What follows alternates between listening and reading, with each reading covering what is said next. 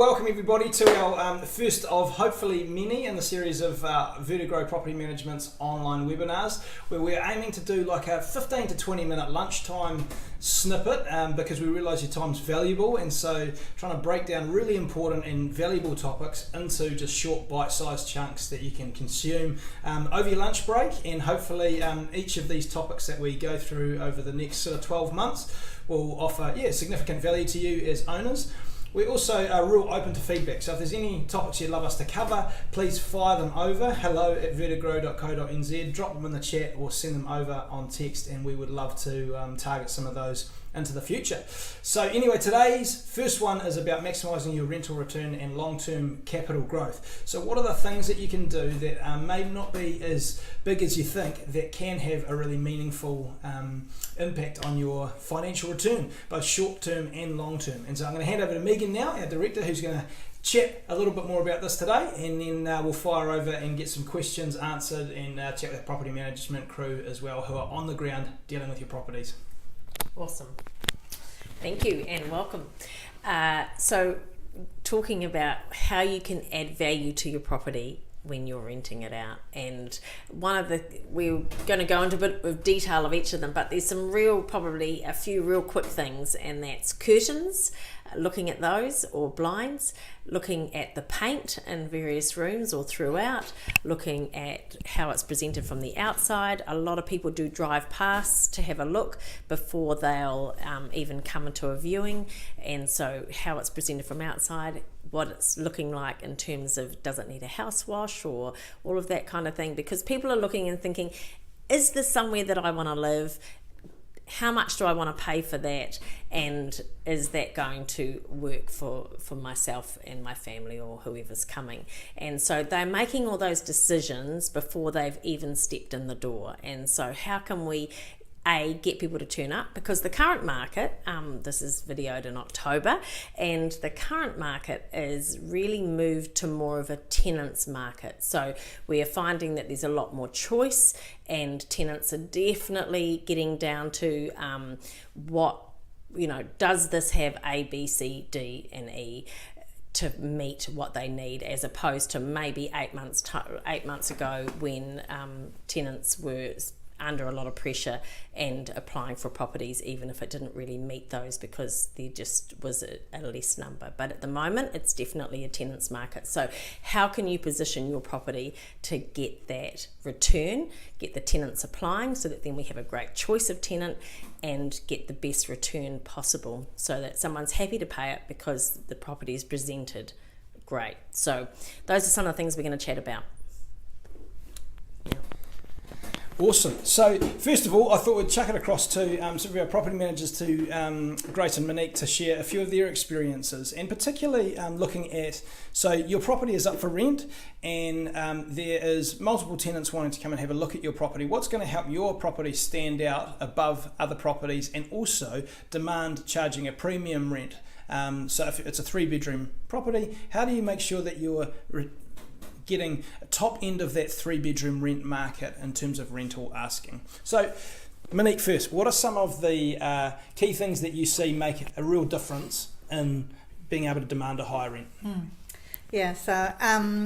Well, I would say if a property is really clean, and obviously at the end of a tenancy we work with the tenant and manage that they keep it reasonably clean and tidy, which is the requirement. However, that is open to perception and what people think is reasonably clean and tidy. So although we manage that, I think if the property just had an extra clean, it's not actually a lot of extra money. It can be maybe $200-300, and then it's presented so nice and clean and tidy that they actually want to live there. You get better applications, you get more applications, which means you can rent your property quicker with less rent loss. So I think that's a real benefit. Awesome. How about you, Grace? What's some of the things that you've seen that you notice make a significant difference in terms of rental return? I think a big opportunity is the curtains and blinds within properties. Often curtains can age just from sun, or Auckland's a very humid city, so mold can develop over time. And then curtains sometimes just need to be refreshed. So often the Warehouse or Curtin Studio provide really affordable but just a newer look for the property. So even it doesn't have to be every room or area in the property, but in particular areas like the living room and kitchen. Sometimes kitchen windows can have shears, or they can get kind of food residue on them, and so putting in roller blinds just makes it really easy for tenants to clean as well, and does provide extra privacy. So we are finding that tenants are looking more at those details, and it can be really affordable. We've had curtains changed in a whole property, 2-bedroom property, for around $300. So it's something that isn't going to break the bank, but does make a major difference for tenants who are looking and have multiple options on the market. That's great. So what about a fresh coat of paint? In terms of, obviously a fresh coat of paint looks great, but how many years would you recommend keeping a coat of paint, or to recoat? Yeah, that's a great question. So it depends, lots of things factor into that. So it depends on the property, depends on what kind of wear the property has had. But really, if you're working out, depreciation on paint is 7 years. So that is something that the tribunal considers if you ended up in tribunal and wanting to take a tenant to tribunal over an issue with the paint. So that's what they consider. And so I think probably you really got to budget into your maintenance every 7 to 10 years of repaint throughout. And sometimes it's sooner if it's been a high wear. And again, it just really depends on that, depends on how it's presented, what kind of paint is used. We find if it's not a really great paint finish, and we can see that in some new properties even, that it wears a lot harder. Well, not as hard. So making sure we use the right paint in the right areas is also really important. So in the bathroom, making sure that it's easy to wipe down, making sure the ceilings are easy to wipe, all those things that just make it simple for people to manage everyday living in. So yeah, I think you've got to really budget in maximum 10 years of repaint, and sometimes sooner. But we work with tenants. If a damage happens, then they'll really need to repaint a wall if it's bigger than just a small kind of fix. So that does happen too. Anyone else? I think if you come into a property and there's only light bulbs hanging off the ceiling, that does give a really it just doesn't look finished that way. So I had one property where I put light shades in, and it made a world of difference. It just presented, the whole property just looked so much better. And it was also $150-$200 to do just a few light shades on hanging bulbs. It's just it all helps. It just all helps. If the property is well presented, it also draws tenants in that want to look after the property well, because they see the owners also taking pride in their property. It just all helps in keeping a long-term tenant in. Yeah, totally. And one that looks after it. Yeah. And it does seem that the nicer a property is presented at a viewing, the nicer tenants will keep it, because the expectation is higher. And so in terms of, by the way, if you have any questions about specific things you'd love us to ask, then or answer, then you can fire them through on 027 310 5981, and then we'll get to those, and we can also drop some answers in the chat. So a question is around, what about landscaping and gardening in terms of, so we've had a question come through just around mulching a garden versus just leaving it plain and expecting tenants to weed it. What are your thoughts around that? Grace, sure. Ultimately, we find that tenants are looking for easily maintained gardens. So yes, obviously weeding is a part of tenancies, and that is an expectation that is often asked of. But in the areas that can be mulched and reduce the work, just means that the tenancy often lends to be smoother. So and it just means that the tenants are able to keep on top of the gardens, and so the long-term spend on the property is less, because you're not having to do big tidy ups between tenancies potentially. So where you can mulch is you don't have to do the whole property, but where you can, to reduce the work, is is definitely beneficial and helpful. Yeah. And it also provides just a really great finish, which over tenancy, keeps a tenant in longer because they're just really proud of where they live and don't tend to want to move. And also, if there's new tenancies coming in, it just sets that standard. So that's great. Hedging, look at that. And most tenants don't really trim hedges or don't have the gear to trim a hedge, and it just depends on the height of it. But that's something that we would look at and discuss with you too, just about what's required around that. So just general care makes a big difference.